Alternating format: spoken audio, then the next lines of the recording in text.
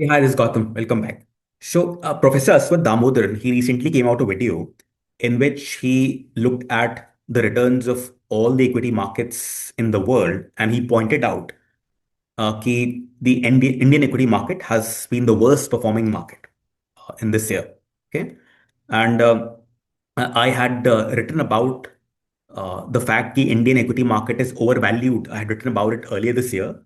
And in fact, I had written about it last year around the same time, November, December timeframe as well. The Indian equity market is pretty overvalued. Okay. In fact, I also had recorded a session with a few participants uh, in which I had valued the Indian index. I had valued SENSEX, okay, and concluded the Indian market is pretty frothy. It's pretty overvalued. Okay. So what I'm going to do in this video is I would that video I had not the video that I shot last year. Okay. I had not made it public, but I'm going to make it public now. I'm going to publish it on YouTube. Okay. So I'm going to play that video now. Okay. So this is fairly detailed, as probably all my videos are. So if you go through the entire video, you would learn how you could go about valuing an index. How could you go about valuing Sensex, NIFTY, or any index in the world? Okay. And you'll also appreciate the concept of equity risk premium, ERP. Okay. So this would be a fairly detailed video. It would be helpful for any equity research analyst, valuation analyst, anyone who is probably also trying to learn financial modeling. For them also, I cover a few concepts that would be pretty helpful. Okay. So this video that I'm going to play would be about how you can do intrinsic valuation of an index. Okay. But there are other quick ways to assess the valuation of index as well, such as P ratio, earnings yield, comparison of the index with GDP, etc., etc. So those quick tariqas I'll perhaps list in the post with this video. Okay, but in this video I'll focus on the comprehensive way that you can go about valuing an index intrinsically. Okay, just one thing more before I kind of play that video snippet. Okay, a lot of people have come back to me and say my videos are at times too detailed. Some people like it, some probably don't want to get into that depth. Okay, but me as a person, I believe that unless I do not get into depth, I do not get into detail, that I'm not doing justice to that particular topic or concept. Okay, so that's why I need to kind of go into the depth detail and then present my analysis. वो ऊपर ऊपर हवा में रह के वो नहीं हो पाता है so anyways, so hope you guys enjoy this video. I may probably just not kind of keep it public for a long time. I may just take it out. Okay, but anyways, hope you enjoy this video, and please do write to me if you have any questions. And yeah, how do you value an index of any country? How do you value an index? In fact, how do you value anything for that matter? Okay? You would take the present value of expected cash flows over some periods, over n years, let's say, and then you would take a terminal value, right? That's how you would value any business or any asset, right? So valuing an index is not different, right? Okay, it's not different from valuing any company. Okay. And when I say present value of expected cash flows, so in the case of an index like SENSEX, NIFTY, S&P 500, NASDAQ, what are cash flows? The expected cash flows are the dividends and the buyback from the companies that make up the index. In the SENSEX, there are 30 companies. Let's say if you're valuing SENSEX. In the SENSEX, there are 30 companies. Okay. So if you want to value SENSEX, for example, how do you value SENSEX? Okay. You would first pull up all the companies that make up the SENSEX. Okay. And look at the cash that these companies have returned to the shareholders in the form of dividends and buyback. Okay. All right. And then you would estimate those cash flows for the future years. So basically, you would estimate how much cash these companies, which make up the index, would be returning to shareholders in the future years as well. And then, of course, discount that cash return to the present. Okay. So what's the formula? The formula is the same, right? As to how you would value any company. You take the cash flows for let's say, the next n years, discount each cash flow by a rate of return. Okay. Sum all of them up. And then on the right, I have this terminal value. This is the terminal value. This is the Gordon growth formula. Okay, and then I discount it by the same rate of return. This R is the expected return that I expect to make on the index. That's what this R is. It's the cost of equity. It's the bare minimum return expectation of an investor. That's what R is, cost of equity. What is G? G is terminal growth rate. This is what G is, terminal growth rate. Okay. So I know you guys know all of this. Okay. My broader point is valuing an index is no different from valuing a business or a company. All right. Now, let me pull up my Excel sheet. All right. Let's try to value, let's say, a hypothetical index using hypothetical numbers. Let's try to do that. Okay. And in the demonstration, in this valuation, you would appreciate the concept of equity risk premium. You would appreciate the significance that ERP has. Okay. That's what I want to get to eventually. Okay. So let's value a hypothetical index. Okay. So in the first scenario, I have three scenarios here. Okay.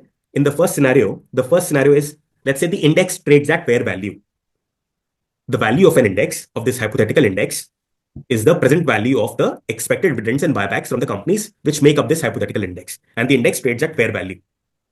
Okay. So let's say the expected earnings growth or the corporate earnings growth from the companies making up the index is 10% over the next 5 years. And then the corporate earnings, I'm talking using the word corporate earnings, the companies that make up the index, and the earnings growth expectation beyond 5 years is 6%. Okay? These are just imaginary numbers because I want to explain you a concept. Okay. All right. Now, let's say in the base year, the cash that's returned to shareholders in the form of buybacks and in the form of dividends is 100. Okay. Next year, let's say, because the corporate earnings would grow by 10%, the corporate earnings we are saying would grow by 10%. So of course, the cash returned will likely grow by 10% as well, right? So the cash returned from 100 becomes 110. Again, it grows by 10%, so it becomes 121. Again, it grows by 10%, it becomes 133, 146, 161. Okay. Now in the terminal year, and I've taken 5 years for ease of understanding. Okay. In the terminal year, okay, now I apply the Gordon growth formula, which we just saw. Okay. How do you apply the Gordon growth model? You take the cash flow from the fifth year, grow it at the terminal rate, 1 plus G. Okay. All right. Then in the denominator, what you do is R minus G. What is R? Let me assume, I'm assuming that if I invest in this hypothetical index, at the bare minimum, I will make a return of 12%. This is my assumption. Please be with me. I'm taking this assumption. Okay. This is my expected rate of return by investing in this index. R minus, what is G? G is the 6%. Okay. This is my Gordon growth formula. Okay. Manoj, you're clear? Yesterday, I know when we spoke, you were able to compute the Gordon growth. So Yes, sir. okay. All right. Okay. So this is the terminal value. Now, of course, all of these values have to be discounted to the present, right? Okay. So let's take the present value. Take 110. Let's divide it by this 12%. Why 12%? Because that's an assumed cost of equity or the bare minimum return expectation at the risk of repeating myself. Let me log C11. Okay. So the value of 110 in today's term is 98. Okay. And let me just drag it. So this is my present value. Now let me take the sum of all my present values.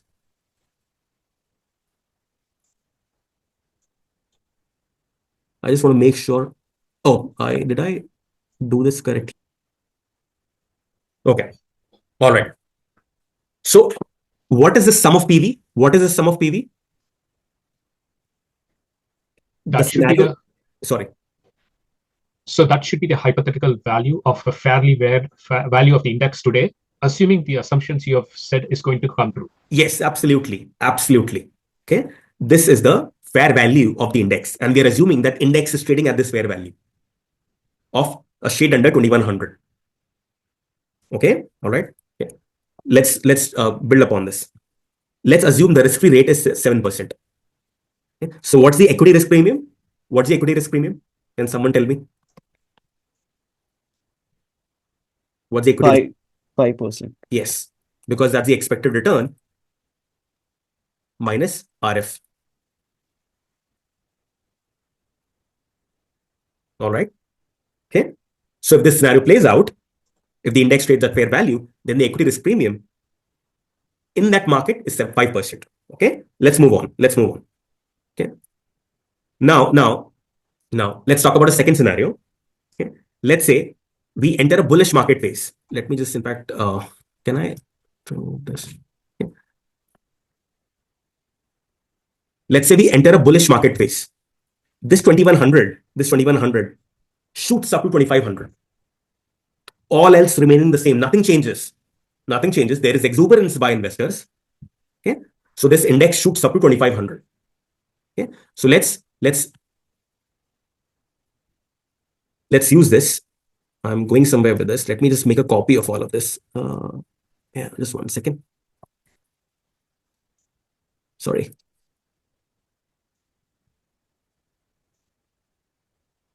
All right. So this shoots up to 2500. This is what I'm saying. Okay. All right. Now, if this shoots up to 2500, okay, of course, the return rate expectation that you would have from the index, ideally that should drop because the index has had a good run.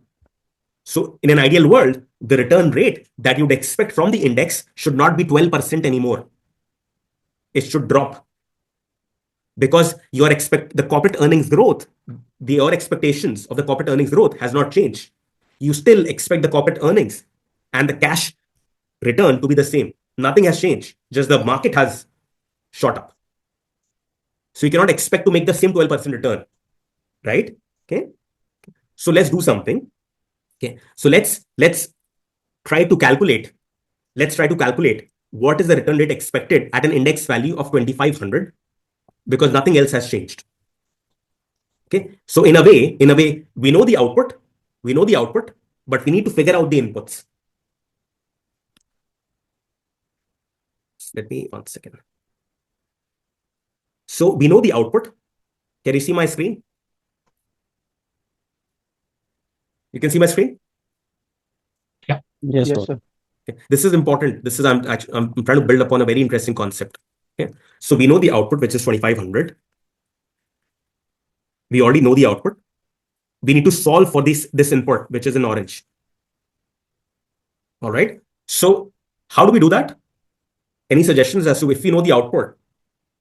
How do you solve for the inputs? It's a reverse engineering. We have to now Yes. create an equation and get the implied risk premium. Yes. At this, yeah. Absolutely. Yeah, I'm a big fan of this reverse engineering method because it kind of gets you inbuilt expectations, and you can just check your expectations against what the number actually means. So, but I think the math is a little bit. I don't understand the math. You have to solve it on both sides, and you have to move things around and get algebraically. You have to get to isolate R from this equation. Yes. See, Ravi, there are two ways you can do this. One is a hit and trial method, which is very time consuming. Because you know the output, you need to solve for the input. Okay. Or Excel spreadsheet just makes the life easier. I cannot be thankful to Bill Gates, who kind of created spreadsheets, and then of course Google Sheets, they just copied whatever Excel has.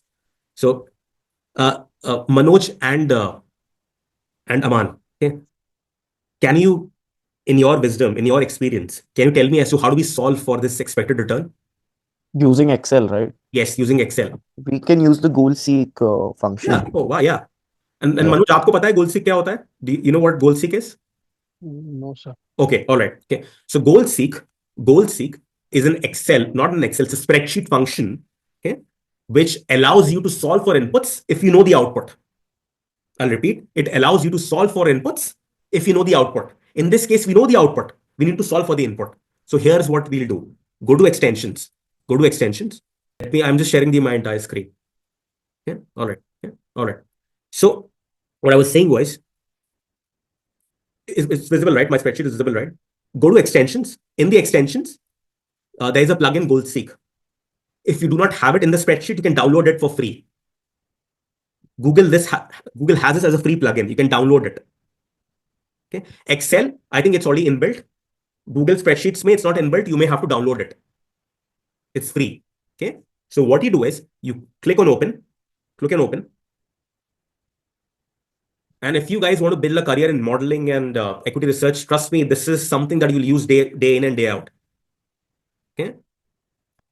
All right. Okay. Now let me do something. So this my goal sheet window has opened. Okay. So there is a set cell field. Okay. Set cell ka matlab you need to fix your output. You already know the output. What is your output? Output is 2500, right? This field C21. Sorry, why it is this is C21, right? Yeah. C21. The value of the C21 is, we said, is 2500. So we are forcing this cell to take 2500. Okay, clear until now? We are forcing this particular cell to take 2500. And then okay, it says there is another field which says by changing cell. So this is our input cell. GoalSeek lets you fix an output and then it solves for the input. So this is your input cell. Okay. So what we want to solve for? We want to solve for this expected return. Okay. So यहाँ पे what we'll do is we'll key in this value C23. Okay. So C21 is 2500. This is 2500. Okay. This is what we need to solve for C23. Okay. Now we'll click on solve. Let's see if what magic this does. So it is solving. So you would see that it is actually doing a lot of iterations in the background.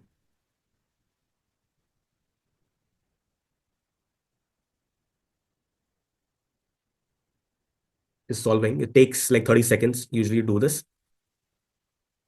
Okay. All right. Solution found. So you saw what has happened is okay, my expected return has dropped to 10.8%. Okay. It was 12% when the index was trading at fair value. But now, because index has had a good run, my return expectation from the index has dropped from 12% to 10.8%. Okay. So what is my implied ERP now? What is my implied ERP? Sorry, just 1 second. I just want to make sure that this is.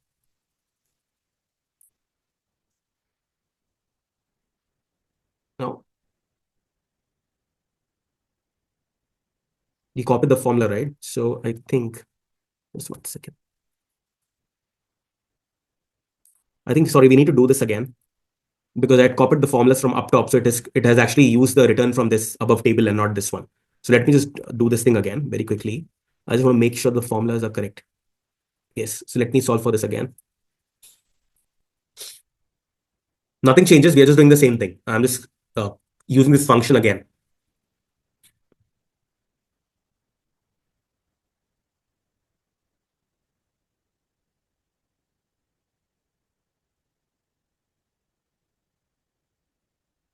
All right. I think it's almost done. All right. Okay. Goal seek is complete. Okay. So you see what has happened is, since the index has had a good run, so our return expectation has dropped from 12% to 11%. That is what has happened. Okay. And because the return expectation, let me just close this, because the return expectation has dropped from 12% to 11%, the ERP has also dropped from 5% to 4%. What does this mean? ERP dropping from 5% to 4%. What does it mean? It means ERP dropping to 4% means it indicates a lower price of risk and a lower incentive of investing in equity markets. That's what this ERP, the drop, means. Please keep in mind. Okay. Equity risk premium is the incentive or the extra return that you'll get by investing in equities. The extra return, the premiumness has reduced. Okay. Because we are in a bull market phase. Hope this is clear. Again, I'm going to build upon this. I'm going to talk about a third scenario. Okay. All right. So let me do that.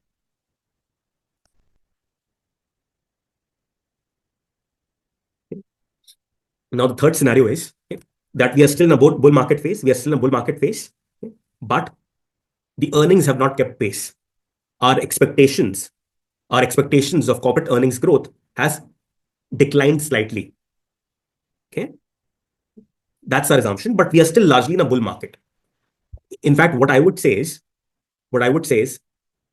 the state in which our market, our Indian market is right now very closely mirrors this scenario 3. Okay, because we are still in a bull market. The SENSEX and the NIFTY is still above 15%. Okay, than last year. It still has spiked 15%. Okay, but if you saw the GDP growth which came in yesterday, and if you saw the corporate earnings which were reported for quarter 2, okay, both have been very sluggish. Okay, but still, I would say the market is still pretty sticky. It's still up. Okay, so this way it will be very clear as well. Okay, so the cash flows in year 1 is 100. Okay, and my return expectation right now, let me just say my return expectation is still 12%. This is just a dummy. This is just an assumption for now. And I'm going to do the same thing. I'm going to grow this at 9% now because there is a dip in the corporate earnings expectation. Okay, 100 becomes 109, compounds at 9% for the next 5 years, and then terminal value is 6%, right? So again, I apply the Gordon growth model. I grow the 50-year cash flow at 6%, and then I divide the denominator as R minus G. What is my R? 12% right now. Of course, this would change. And then minus G. What is my G? 6%. So this is the Gordon growth model. Okay. All right. So we are done. Now I need to take the present value of all these cash flows. So how do I take the present value? I divide this by 1 plus, and I lock in C35. That's the part I think I was missing when I was copying the formulas. Okay. And then I just drag this. So I'm done. Okay. Sorry, G. This is D31.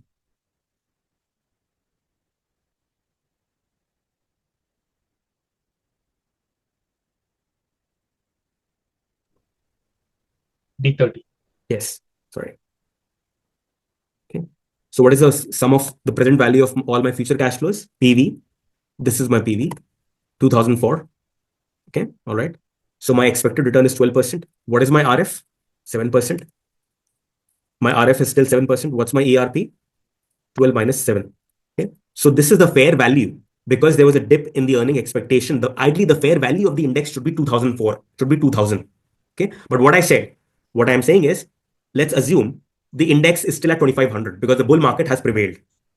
Okay. So if that were to happen, let's see what is the return rate expectation. Okay. So let me use the goal seek formula once again.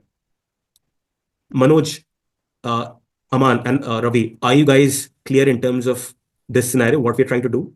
We are trying to solve for the expected return again, okay? Because we are saying the bull market has still prevailed and the index is trading at 2500. Although the fair value of the index is 2000, but the index still is at 2500. That's what we are saying. And now we want to solve for the expected return. So this would be 2500 by changing cell. This would be C35. Let's solve for this.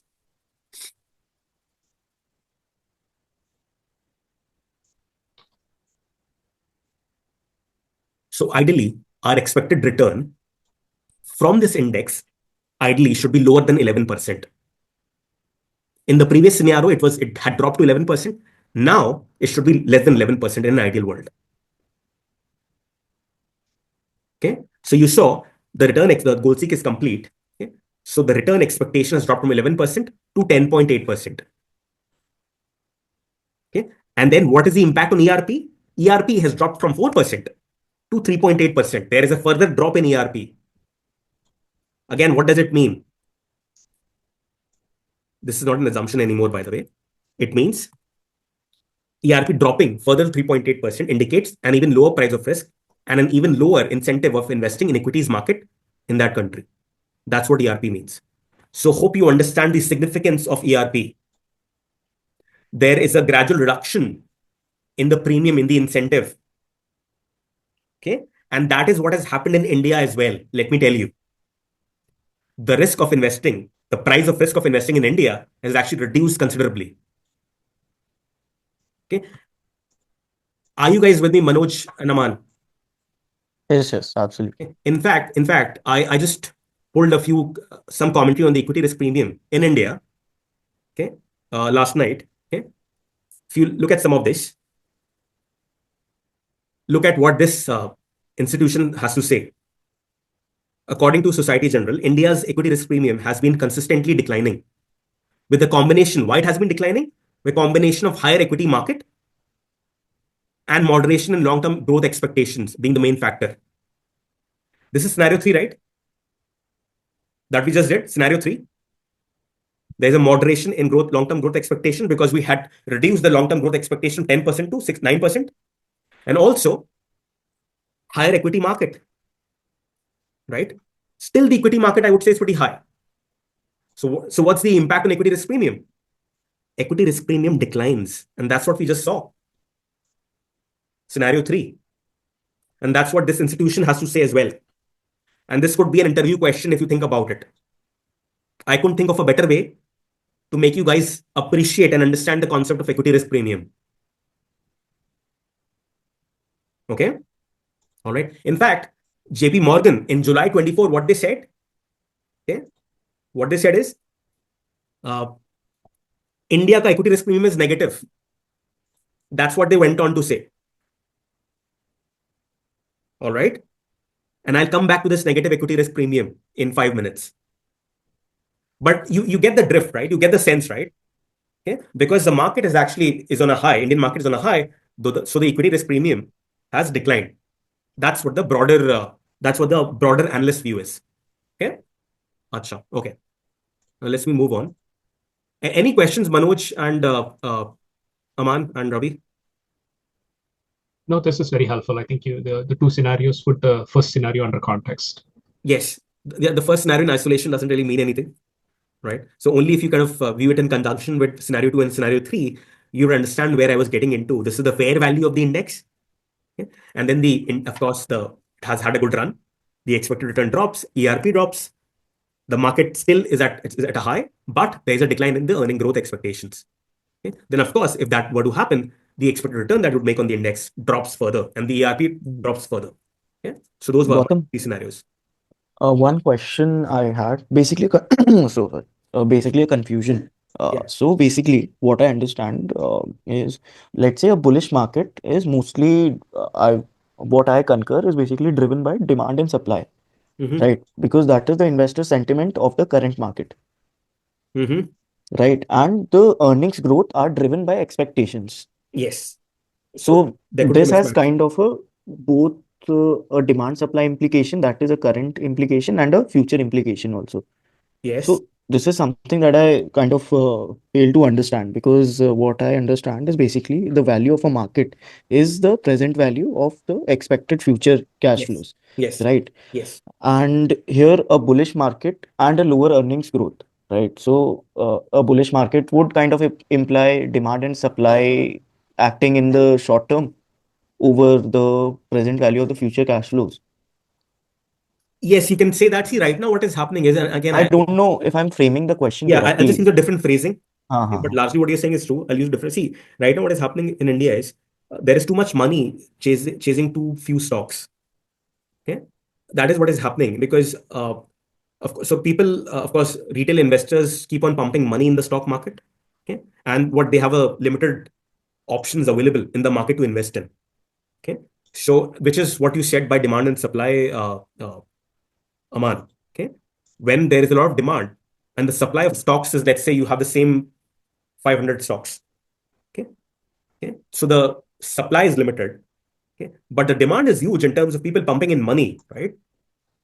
Okay, people have realized, that equity investment is the way to generating wealth, right? So a lot of people have been putting in money, dumping money in those few stocks, and that's why the market is actually there's a lot of froth in the market right now because of that, right? So it's certainly trading above its fair value. So I'm just trying to double click on the demand and supply concept that you just spoke of, Aman. Yeah. Okay. So what I understand is basically in the short term, demand and supply kind of overpower the intrinsic part of the market. Exactly. Yeah. And right now I know we're talking about the index, but the job of an analyst is to find mispriced securities, right? Yeah. Okay. Right now we are applying this concept to an index. Okay. But let's say if you work for an equity research house, okay, or for buy side, sell side, or what have you, okay, So that's your job, right? To find mispriced securities, which are trading below the fair value. Yeah, this makes sense. Makes sense. Manoj, आपको कोई question है? क्योंकि अभी मैं इस पे और थोड़ा एक चीज करने वाला हूं इस पे. Manoj, did you understand? Sir, I was not here for 5 minutes. Okay, so what concept you want me to?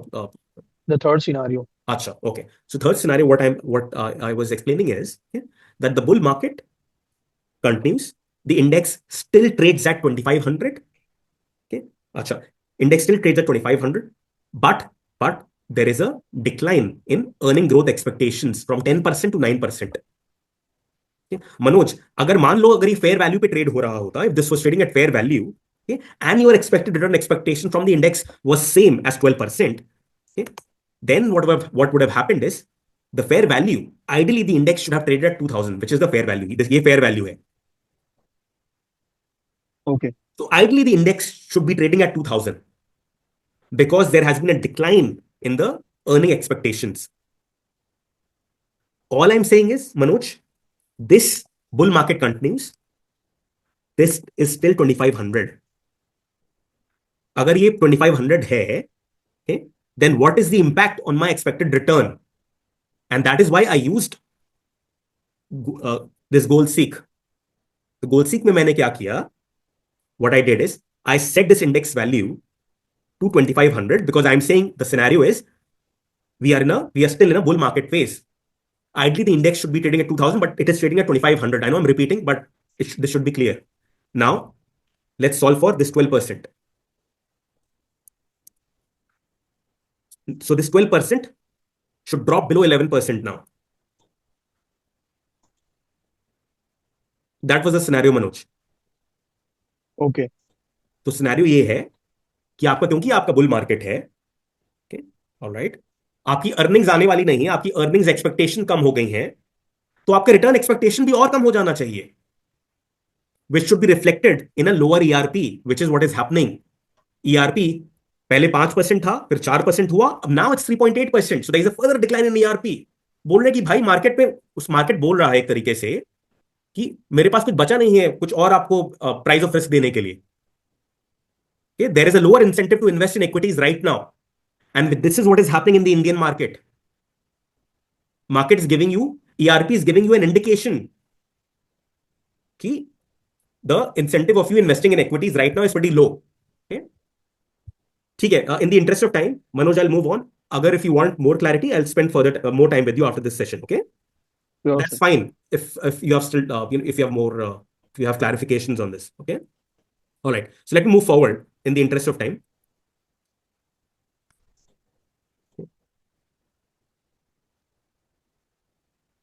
All right. Can we apply this concept to value SENSEX now? We learned these hypothetical, we try to understand ERP using those hypothetical scenarios. Let's try to value the index now, because now we have a good amount of understanding of how to value an index and how to interpret ERP. So let's apply this concept. Okay? All right. So here's what I've done. Okay. The index closed at 79,803 last night. This is as of 29/11. Okay, all right. Average dividend yield, okay, this is around 1.5%. Okay, this is what we had estimated in the last session. In fact, we had estimated 1.2, 1.3, but I'm just rounding it up to 1.5% right now. Okay. Buyback yield in the last session, we had estimated around 0.2%. Again, I'm rounding it up to 0.5%. Just be with me for now. Okay. So total cash yield, total return to the shareholders is 1.5 plus 0.5. So it's 2%. Okay. Now, what I have in blue are my assumptions. As per Bloomberg, and I pulled it from Bloomberg, I have access to Bloomberg. As per Bloomberg, the growth rate expectations, the corporate earnings growth rate expectations rather, is 11.85% over the next 3 years. Bloomberg publishes data only for the next 3 years. Okay? So the growth rate expectations from the corporate earnings is 11.85%. Okay? But what I'll assume is, and again, I'm going somewhere with this, but I'll assume that not only for the next 3 years, for the next 5 years, the India corporate earnings would grow at 14%. In fact, even for the next 5 years, again 14%. Again, next 5 years, again it will go at 14%. And then after 15 years, the earnings would grow at 11%. I'm making these broad assumptions. Please be with me. So essentially, I'm saying is in the first 5 years, the earnings would double. That's first doubling. In the next 5 years, there will be second doubling. In the next stretch of 5 years, there'll be another doubling. So the corporate earnings would become 8x over the next 15 years. That's my assumption. And after 15 years, the earnings would compound at 11%. These are my very broad assumptions. And I'm not giving you any rationale right now. I'm just saying this, please be with me. Okay, all right. So let's use all of this to value BSE SENSEX. Okay, all right. So this is my year 1, year 2, year 3. Let me just, these are my years.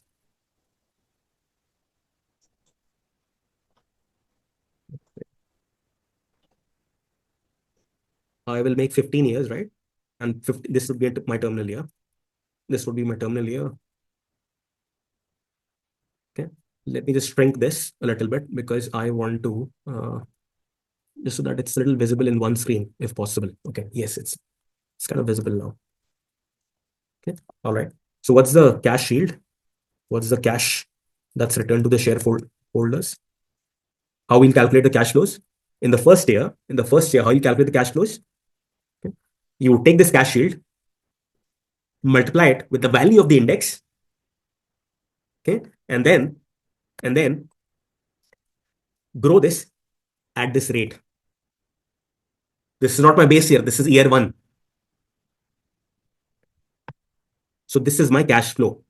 Let me remove the decimals. This is my cash flow for year 1. Please look at the formula again.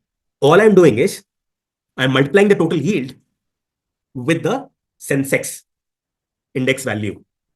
And then I'm growing it at this 14% rate for year 1. Okay.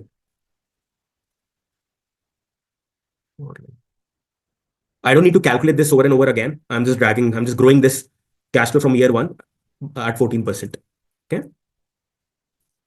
Let me log this. So these are my cash flows for the first 5 years. Okay. Let me calculate cash flows for the next 5 years, the next stretch. Okay. The next stretch again is 14%. Okay. So I'll change B36 to B37. Let me drag it under 5 years. So these are my cash flows for the next stretch of 5 years. Okay. Now let me calculate cash flows for the next stretch, which is 5 years again. 37, I'll increase to 38. Okay. Now let me grow it. Okay. So these are my cash flows for the next 15 years. Okay. Now I need to estimate my terminal cash flow. So which is, I'll apply the Gordon growth model. I grow the last 15-year cash flow at the terminal growth rate, which is 11%. Okay. And then I divide it by R minus G. What is my R? What is my R? I have not assumed an R. So I need to make an assumption. Okay. So let me first make an assumption that my expected return, let me just say 12% for now.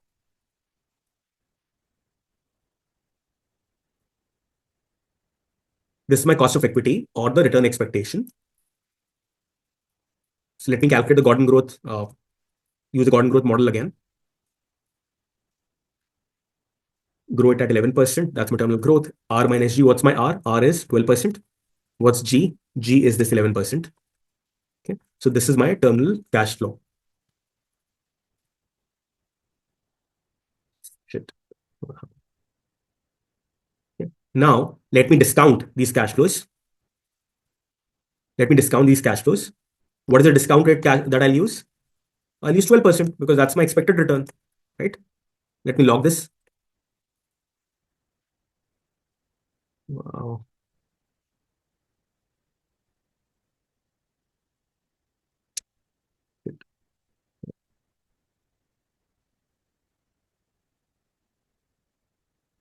These are my present values for all the future years. Now let me take the sum of all these values. What is the sum of my present values?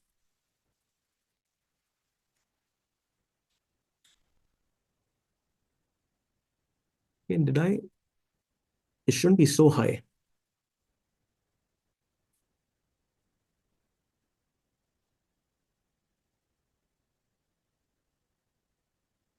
I'm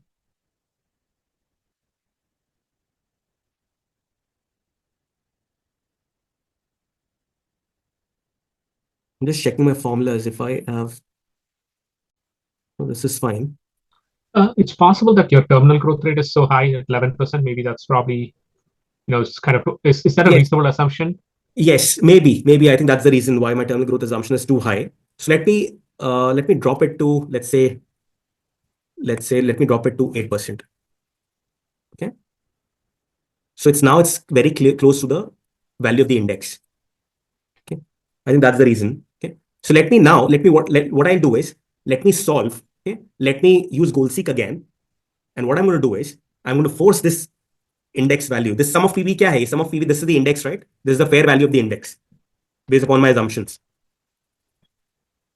That's what this is, right? So I'll force this to this value 79803, and then I'll back calculate. I'll back out the expected return. That's what I'm going to do. Let's see what happens.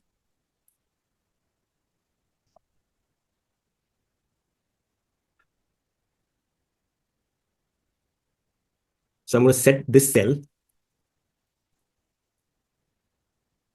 E45 to 79803, and I'll change this because this is my input that I need to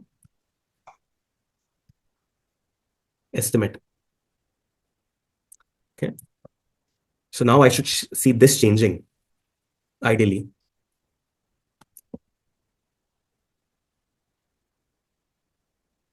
What has happened? Sorry, B41.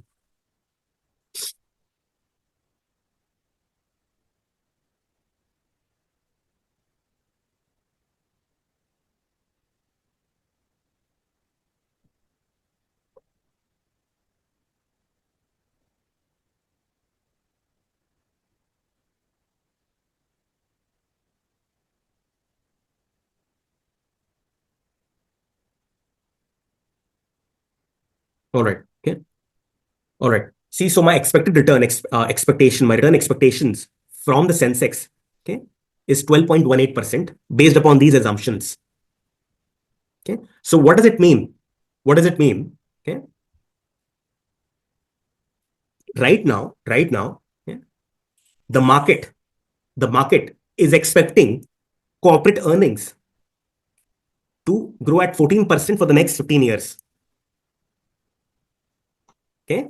And then beyond 15 years, the market is expecting, so to speak, that the corporate earnings would grow at 8%. All right. So if corporate earnings do compound at this rate, then the expected return from investing in the index is 12.18%.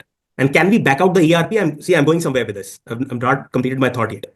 And what is the ERP that we can back out from this? RF, what is RF? RF is 7%, right? So what is my ERP? 5.18. 5.18%. Okay. So what is happening in the market right now? And what is the ERP we computed using historical method? Using historical method, the ERP we computed was 5.9% in the last session. In the last session, using historical method, the ERP that we had computed was 5.9%. Okay. Now what we are saying is, if the market is assuming the corporate earnings would become 8x over the next 15 years and then compound at a healthy rate of 8% beyond that, okay, all right, then the implied ERP is 5.2%. Okay.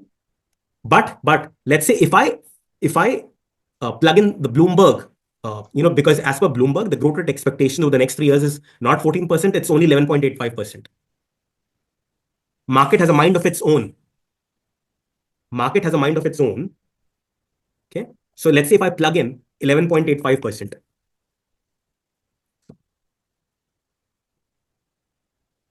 Okay. And let's say 11.85% is my expectation for the next 15 years. Okay. Okay. If this is what to happen, if it's indeed, okay, the rate at which corporate earnings would compound over the next 15 years, which is just under 12%, okay, then see the fair value of the index drops from 79 or 80,000 something to 62,000 something. So if I plug in Bloomberg consensus earnings and assume that this is the rate at which the corporate earnings would grow for the next 15 years, then the fair value of the index drastically drops. Okay. All right. What does it tell you? The index is overvalued. That's the first impression it should give you. The index is overvalued. Okay. Because the market participants, in a way, they are assuming a much higher growth for the corporate earnings. Okay. All right. Now let me do something. Okay. Let me, because I've revised my growth rate expectations, okay, let me now again back calculate my ERP. Okay. If these indeed are the right growth rate expectations, using these growth rate expectations, I've arrived at this value of the index. So let me force this index value to be again 79,803. And then let's back out the implied ERP. The ERP should drop drastically. Let me do that. The implied ERP should drop drastically. Let's see if that were to happen.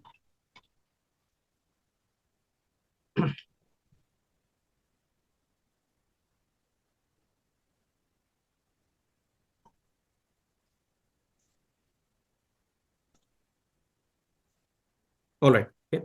So you see what has happened. The ERP has dropped from 5.1% to 4.35%. You see the impact to ERP? Okay.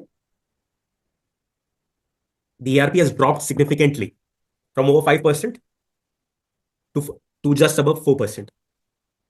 Okay, at these growth rate expectations. All right. So what it tells you is there is less incentive for investing in the Indian stock market right now because our index is overvalued. That's the conclusion that we are landing on. Okay. Is it clear? Were you guys able to appreciate the concept of derivation of ERP using index valuation? Yes. Of course, we had to take in a bunch of assumptions which are in blue. Okay. All right. But please understand the concept of implied ERP, which we are backing out from the current value of the index. Okay. All right. See, Bloomberg is giving you growth rate expectations only for the next 3 years. I am taking a leap. I am assuming, this growth rate may last for the next 15 years or what have you. Okay. That's the leap I'm taking. And if you look at this commentary again, from all these analysts, as of September 2024, the equity risk premium in India is estimated at 5.1%, which is the bottom 5 percentile of levels seen over the past 2 decades, indicating a relatively rich valuation of equities. So whenever you'll have a froth in the market, whenever the index or the market is very richly valued, there will be a decline in the equity risk premium. Okay. All right. So there's a consensus view. In fact, if you look at CLSA, they say they have used a equity risk premium of 5.25%. So except this line item here, this analyst here, no ERP is above 5.5%. In fact, JP Morgan believes India ka ERP is negative. Okay. Because if you guys think about it, if I reduce my long-term growth expectation, let's say to 6% or 7%, let's say 6%, okay, you would see there is a significant drop in the fair value of the BSE SENSEX.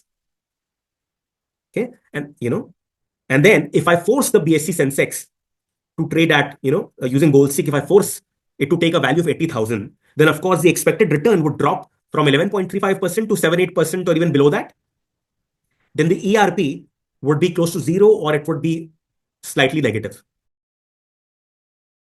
All right. So hope you found this video helpful and you appreciate the concept of equity risk premium. And now you can attempt to value SENSEX or NIFTY on your own.